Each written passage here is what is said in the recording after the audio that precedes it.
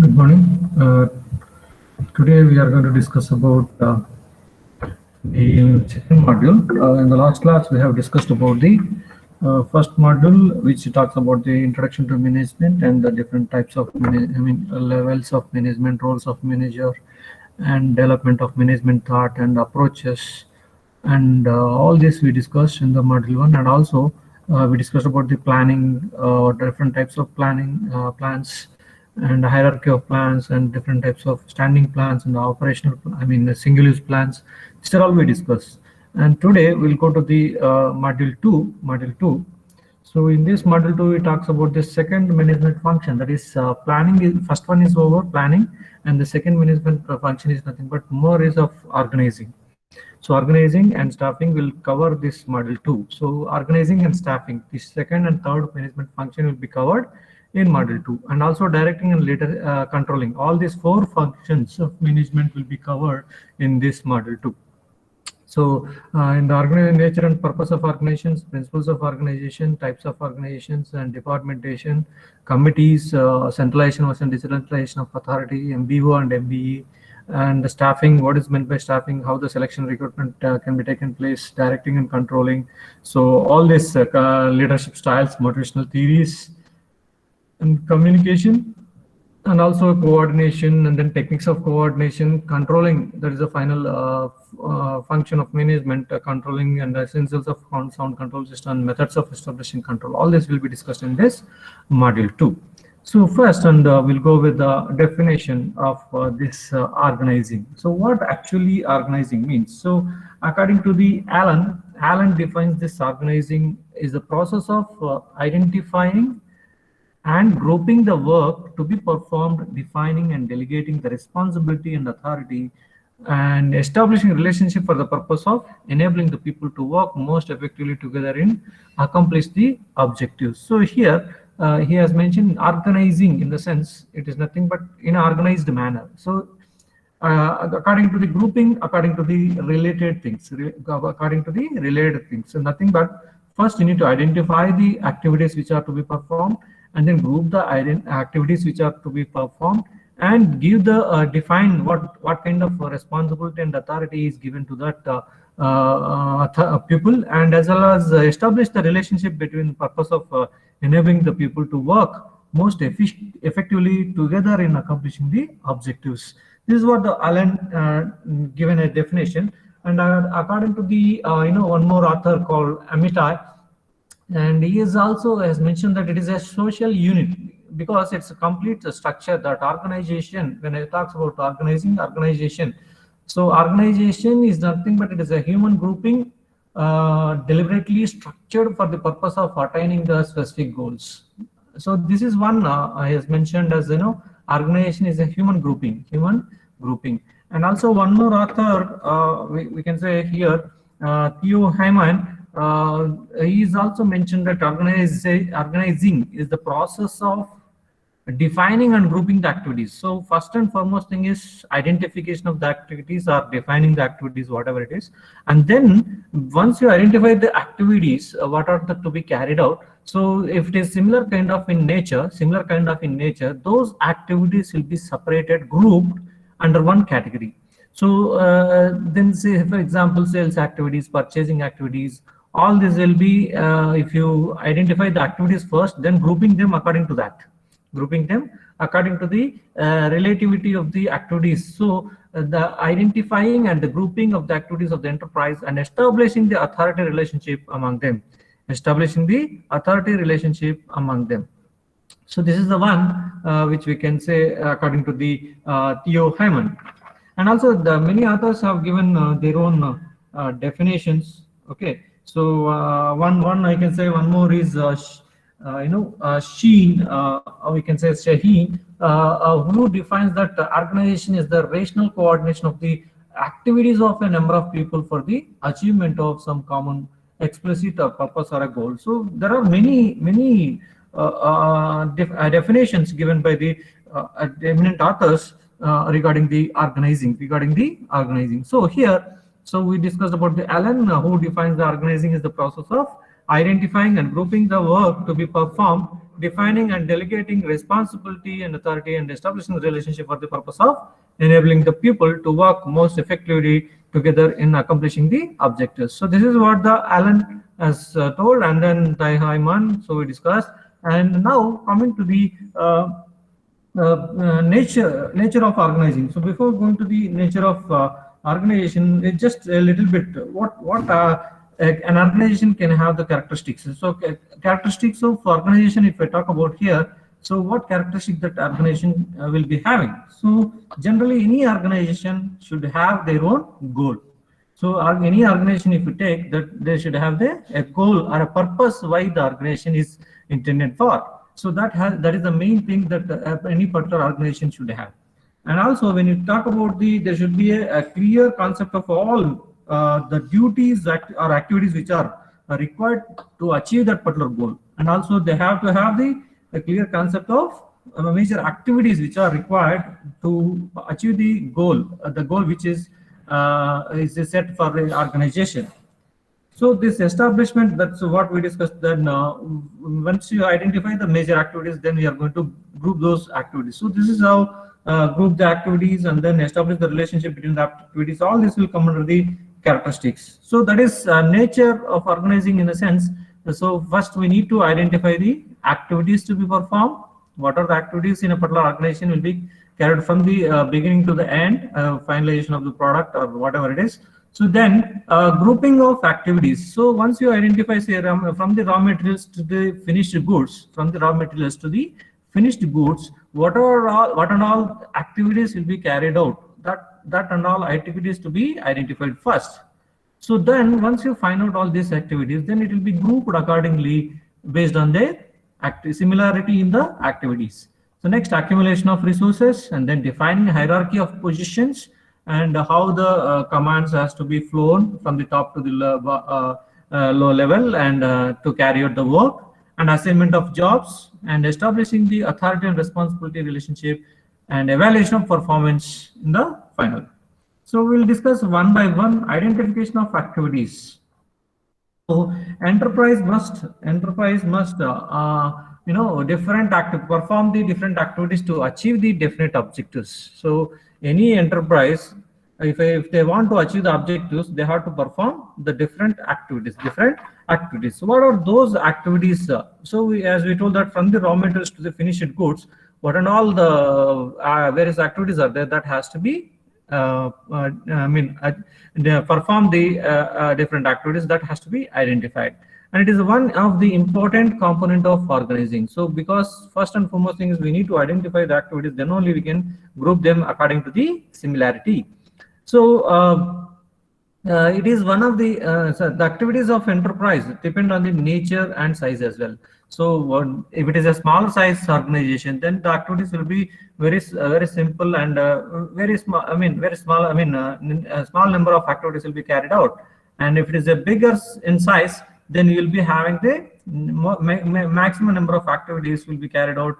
And also nature of this, it is a business organization or a service organization. Based on that, the activities of enterprises will be identified.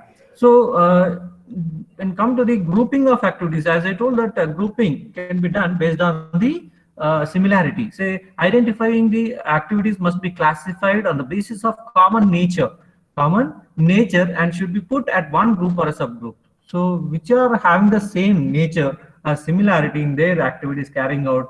So that will be come under the common nature. So and should be put at one group and involves creating the departments and sections for a specific work such as production, marketing, finance, human resources, etc. So here that what we discussed based on that production, say for example, in between the production process will be carried out and coming out as a finished product. So that production activity is what kind of manufacturing process, whether it is performed on the lathe machine or drilling machine, whatever, all the activities to be mentioned, and then these activities will come under the head of production, will be come under the production. So then once it is finished product, then marketing, say how we are going to market the product, either through all these advertisement policies and all this will come into the marketing. Then finance, so for purchasing the raw material, whatever it selling or advertising, whatever it is, So the related financial activities are related to comes under the finance department, and human resources generally the all levels of management will come under the human resources. So based on their similar activities, we are going to create the departments and sections for specific work such as production, marketing, finance, human resources.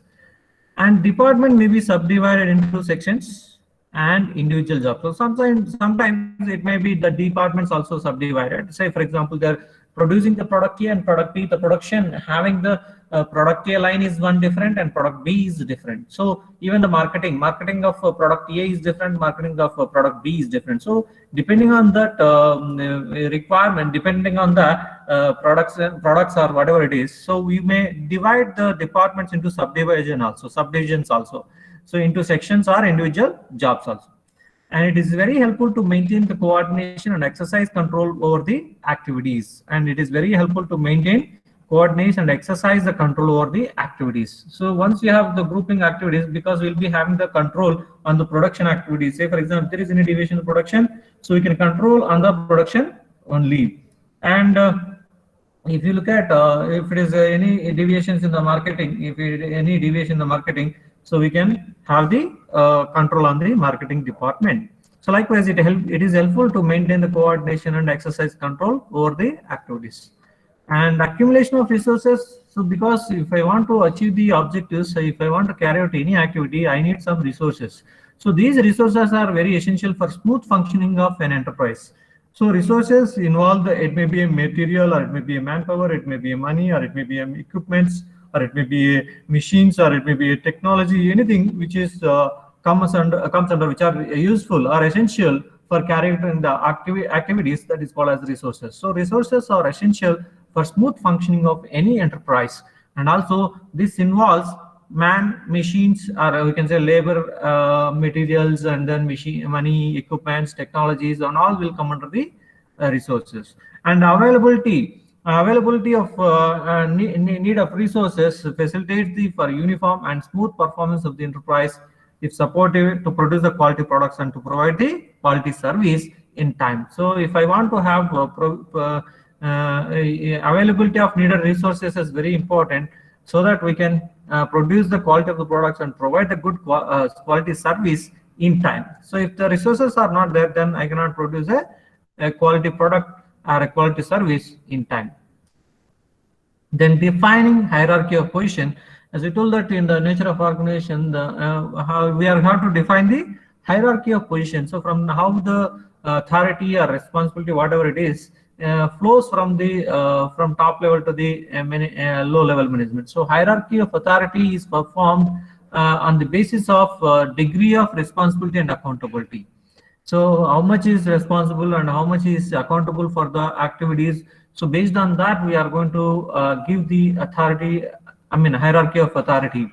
And also it clarifies the role of each individual from top to the subordinate level. Means from top level to the low level management, it clarifies the role of individual from top to the subordinate level. And also higher level job needs more skills, experience, and responsibility. So from when it go to the in a level higher levels, job needs more skills, and also they should have a experience, and they should have a response. They should be responsible for any activity which they are carried out. And chain of command is in the sense from the how the orders or instructions will be taken from top to the low level, top level to the low level. That is shows that chain of command, and it is implemented to see the progress of work of respective subordinates. And coming to the next one, assignment of jobs. So here the jobs, how we are going to assign the jobs. So total works of an enterprise is divided into small units on the basis of their common nature. As we discussed, the activities or work, which is the total work is divided into smaller units based on their common natures. So each work is assigned to a different individual on the basis of their skills, ability, and experience. So in the sense, production, if there is a work is related to production, then the production individual, that work is allotted to a production who have done the production engineering, then who have the skills of production, and then who have the ability and experience in that particular area, then that fellow will be assigned a this production activities job. So assignment of right jobs to the right person develops the practice of specialization and efficiency among them. So here the work is assigned to different individuals on the basis of their skills, ability, and experience. Similarly, assignment of right jobs to the right persons develops the practice of specialization, because there will be efficiency among them. So they are very specialized in the production activities, or they are very specialized in the sales, or they are very specialized in the marketing. So based on that, we are going to assign the jobs to the right persons, and so that we can develop the practice of specialization and efficiency among them, and minimizes wastage of materials and breakdown of machines and equipments and supervision of costs. So if you have done like this, then it will minimizes the wastage of materials as well as breakdown of machines and equipments and supervision of costs. And coming to the very important, establishing the authority and responsibility relationship, because once you assign the job, that he is the one is responsible for carry out that particular work. So we are establishing the authority, means the power of carry out the work is given. So when you given the authority, automatically the responsibility come into the picture. So he is also sole responsible for the carry out on that particular activity. So for systematic functioning of managerial function, which is essential to establish authority and responsibility relationship for all the employees from the top level to the low level management. So job responsibility should be given to the employees. Why we need to give the job responsibility should be given to the employees? Because we give this job responsibility, then only they will come out with the efficiency. Then only they will come out with the best work. So the job responsibility should be given to the employees on the basis of their skills and efficiency. So proper authority should be given on the basis of level of responsibility. So proper authorities should be given on the basis of level of responsibility, and job responsibility should be given based on the skills and efficiency. And coming to the evaluation of performance. So when you come to the when you carry out the work and everything is done, then without knowing whether you have done the up to the mark or not, whether the performance is meeting the standard or not, so then how you can know? So once you just carried out the work, whether it is correct or not, that you need to check. So that is one come into the picture of evaluation of performance. So here the organizing involves evaluation of actual performance achieved within the stipulated time. Organizing involves evaluation of actual performance achieved within a stipulated time. So after implementation of plan, it is very essential to evaluate actual work completed. After implementation of plan, it is very essential to evaluate the actual work completed. Then facilitates the compare the actual work which you have completed with the planned estimation and to take the corrective measures. If actual work is completed it or not. So in accordance to the planner work. So if there is any deviation in the work, then we need to take some corrective measures or corrective action on the actual work on the actual work. So it is very helpful to determine the objectives within the time defined. So then we can find out based on that corrective action, then we can take the correct procedure, so that the implementation of plan will go as per the setting of the objectives. And when coming to the principles, next principles of organization. So this is what principles of management, the 14 management principles which we have studied. So similarly, we can give other than that, there are 14 principles which I have studied already in the principles of management. That is objective, specialization, span of control, exception, and scalar principles, unit of command, delegated responsibility. Some of the things will be similar to the 14 principles of management. So that we have discussed already. So and unity of direction, balance, flexibility, simplicity, efficiency. There are many will come into the picture. Okay, so that's why I don't because already studied this all things. So I'll just give you a simple brief of scalar principle, unity of command, delegation, responsibility and authority and responsibility, efficiency will come into the picture. Then efficiency, simplicity, flexibility, balance, unity of direction, unity of command, and personal ability, acceptability. All this will come into the picture. We've already discussed all these things. So straight away we'll go to the next point. It is, we can say, organizational structures. Organization structures. So there are different types of organizations we have. There are different types of organizations we have. Generally, before going to the organization section, so how the process of organization will be taken care, how the process of organization will be taken care. So we'll just give a brief on the process of before going to this organizational structure, before going to the organizational structure. So when I say process of organizing, so generally first and foremost thing, it will goes with the consideration of objectives. So in the organizational structure, when I want to start with the organizational structure, first and foremost thing is in the process of organization, consideration of objectives means that the objectives has to be what organization, I mean, what is the objectives of our enterprise which you started. So whatever the organization you started with, then you need to define your objectives, why we have started the enterprise, why you have started with the enterprise. So objectives determine the various activities which need to be performed and the types of organization which needs to be built for this purpose. So once you have identified what is the objectives of organization, that gives you what activities is going to be performed. Say for example, it is an educational organization, then it says that it's a activities is nothing but to provide the education, to provide the education. So based on that, you can build a types of organization. Similarly, if it is a process, service oriented organization and a business organization, so it has its own way of setting up the objectives to provide a quality product. So any business organization is going to set up the objectives like this. So to provide the quality product. So after setting up this objectives, then automatically the organizational structure or types of organization will come into the picture. Next, deciding the organizational boundaries. So boundaries, organizational boundaries within which the organization has to perform their activities. That is the organizational boundaries. So the in what to do inside the organization and what outside of the boundary of the organization. Making the manufacturer versus by choice for different goods and services. Okay, we need to find out what are the choices. What are the choices about the strategic alliances with other firms also means.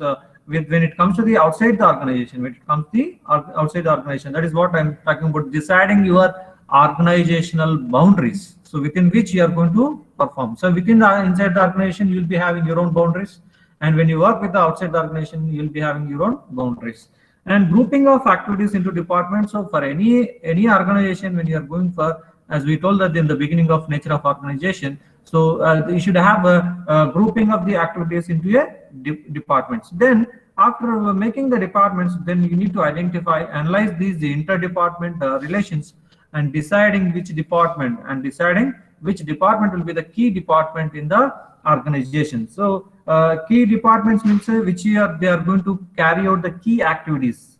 So those which are rendering the key activities, it means essentials for fulfillment of your goals. Those departments are called as key departments. So here, once you identify decide which departments are key departments, then we need to find out determines the levels which various types of decisions are to be made. What are the various types of decisions are going to be made, and also find out the span of management also. We need to find out, because in the organizational structure, because it is a tall organization or wide organization, that decides the span of management. Span of management means a number of subordinates, means how many number of subordinates has to be worked under a particular executive.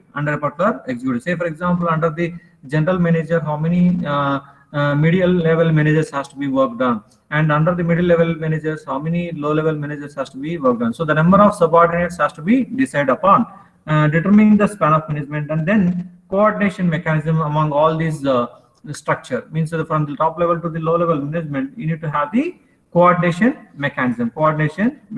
So when it comes to this organizational structure, we say it is explicit and implicit institutional rules and policies designed to provide a structure where various work roles and responsibilities are delegated and controlled and coordinated. So this is the organizational structure, how you are going to make these activities and all those. explicit and implicit institutional rules and policies designed to provide a structure. Means the structure is from the hierarchy of positions and with their roles and responsibilities here. The roles and responsibility from the top level to the low level is different, and delegated control and coordinated. And the features of any good organizational structure, say they should have a clear line of authority. They should have any organizational structure. If we want to say it is a good organizational structure, there should be a clear line of authority and also application of ultimate responsibility and minimum managerial levels. There should be a minimum managerial levels. Too much levels is also a losing of control on the subordinates, and also unity of direction. So everybody has to work towards the one common goal of the organization. Then it is said to be a good organizational structure.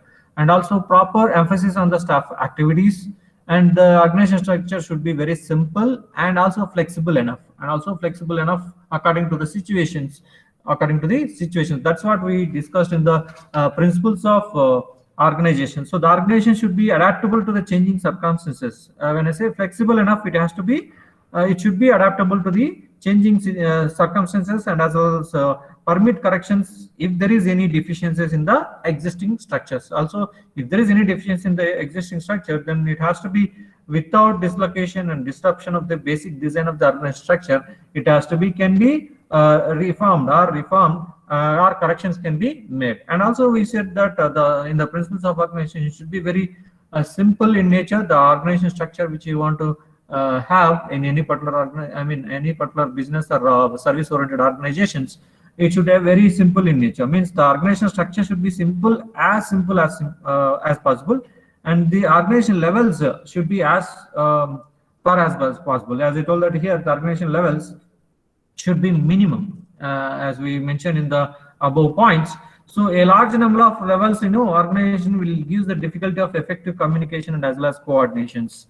And also committees are not required, and excessive procedures also complicates the structure. That's why it should have a simple nature, and it should be more flexible, and everybody has to work towards one common goal, and there should be a minimum managerial levels, and also application of ultimate responsibility and clear line of authority. So these are the features of any good organization structure. So coming to the different types of organizational structures, because organizational structure is not a routine and academic sketch, and there can be no standard format which can be fit for any industrial organization or service oriented organization. So it has its own the organization chart has to evolve out the present possible facilities which are available to the enterprise. Based on that we can have the different patterns of management which commonly describe the situation in most enterprises. Okay.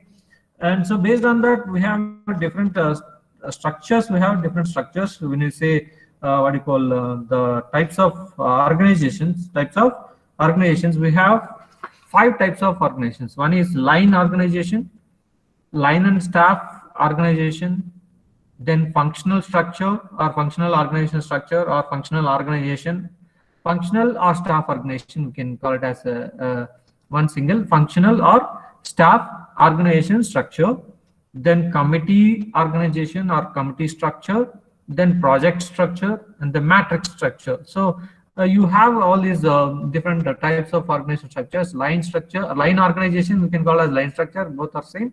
Line organization, staff organization or functional organization, line and staff organization, committee organization, project organization, and matrix organization.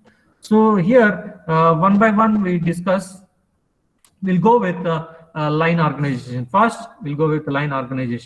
So what is a line organization? So when you look at this organization, line organization is also called as military or scalar organizations. It has a different meanings. It is also called as military organization or scalar organization. So line structure means which is flows from top level to the low level, and it is the very simplest in structure, and as well as it is the oldest method which is followed in many organizations. So maximum in many organizations will be followed this kind of structure, where from the structure flows from the top level to the low level, and it is very simplest and oldest method, and is also called as military organization or a scalar organization.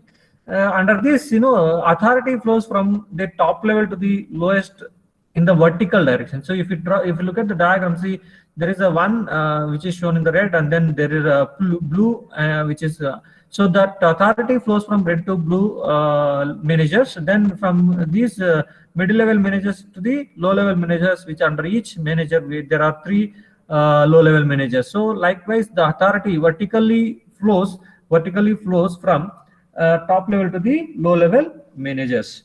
So in other words, we can say that it is no directions issued by a man in charge of the whole organization are directly conveyed to the person responsible for the execution of work. So likewise, that direction of the instructions or orders is in flows in this direction, vertical direction. This make the line of authority very straight and vertical, so that is how that is why it is called as a line organization, because it is a straight and vertical. So we can say it is a line organization. So in this, it is the authority, in this authority which channels directs response of others and require them to conform to decisions, plans, policies and procedures and goals. So line authority, we can say that there is a relationship in which superior exercise direct supervision over the subordinates. If you look at that, you can have the supervision on the three middle level managers, and these middle level managers have the direct supervision on the three low level managers. Okay, and there are three important principles on this line organization. We can say that command should be given to subordinate through the immediate superior. Immediate superior means from red to blue. So the command flows from red to blue. Then the command flows from blue to that ash color, which is shown in ash color. Okay, so the red fellow cannot directly to the low level managers. So he cannot give the commands directly to the low level managers. He can give the command to the directly to the next subordinate, immediate subordinate. I can say immediate subordinate. And also there should be only one chain of command, means it should be received from only one boss. Means say for example, there are three middle level managers, and the first middle managers cannot receive the, the second level low level managers cannot receive the commands from other two managers. He has to receive only the immediate superior. So that is what you can say, there should be only one chain of command, and the number of subordinates whose work directly commanded by the superior should be limited in nature. So too many subordinates is also lost the control. Too many subordinates, say for example middle level managers are 10 or 15, so the top level managers lose the control, so he cannot he cannot properly supervise the subordinates. So that's why this is one principles. And we can say a simple example I have given in a flowchart: general manager and the production manager.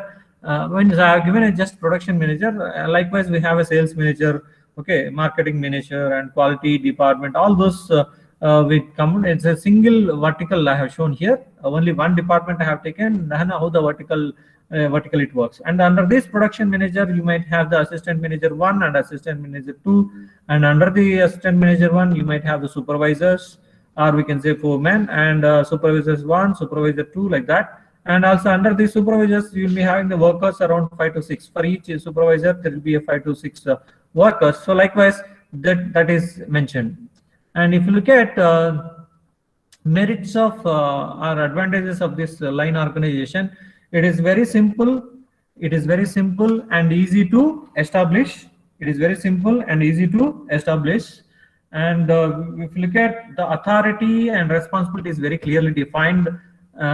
It prompts the decision, and the speedy action takes place, and also it can give encourages the speedy action and unity of command, since each will have full control over the subordinates, and ensures the better discipline. And also it is very less elaborate, and it provides the better scope for supervision. And we have a clear division of authority also. Here we have a clear division of authority. That's what in the clearly defined authority and responsibility. So this is the merits of the line organization. So demerits of the line organization, okay. So it is gone in a different, I think, while settings have gone. Okay, anyhow. So it lacks so it neglects the specialist here in this case, and also overloads the few executives and overburdens them with lots of administrative work, and also it results in autocratic control. Managers enjoys the monopoly in the matter of decision making, because he's the one who is going to take the authority and responsibility is given. So there is a chance of having the autocratic control, and also always the downward communications is possible. No, there is a lack of upward communication, because the commands keep receiving from the superiors. Then the suggestions are any communication from this low level to the top level cannot be happen. So there is a lack of upward communication, and it is very suitable for small concerns only. It's not for the bigger organizations, and it is very rigid and inflexible, and it encourages dictatorial way of working. As we told that it is a autocratic control it will be having, and it is very limited to suitable for only small concerns. So with this I can stop today.